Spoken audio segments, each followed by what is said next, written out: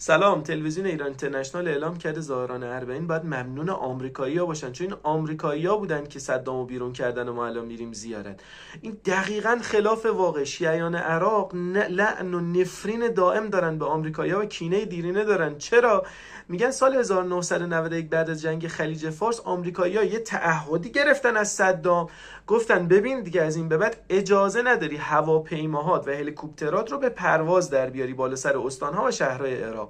همون سال شیعیان عراق تصمیم میگیرن سلاح به دست بگیرن و با صدام بجنگن. ظرف 2 هفته شیعیان که اغلبیت جمعیتی عراق رو به دست داشتن 14 استان از مجموع 18 استان عراق رو به دست میگیرن. تمام مقرهای نظامی، شرطه، ارتش، دفاتر حزب بس همه رو به سلطه خودشون در میارن. کردها هم که اول راضی نبودن بعداً همراه میشن وقتی میبینن موفقیت آمیزه.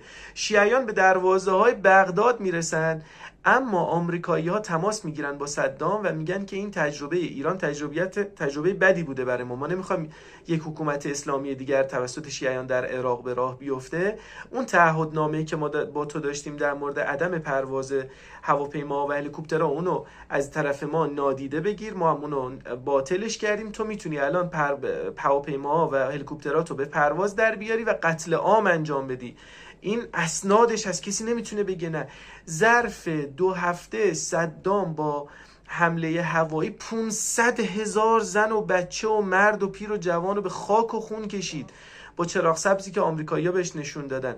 اگه آمریکا نبود که 32 سال قبل اصلا خود شیعیان حکومت اسلامی تشکیل داده بودن. الان ما باید ممنون آمریکا باشیم؟ یعنی دنیا به عکس داره میچرخه. این چه حرف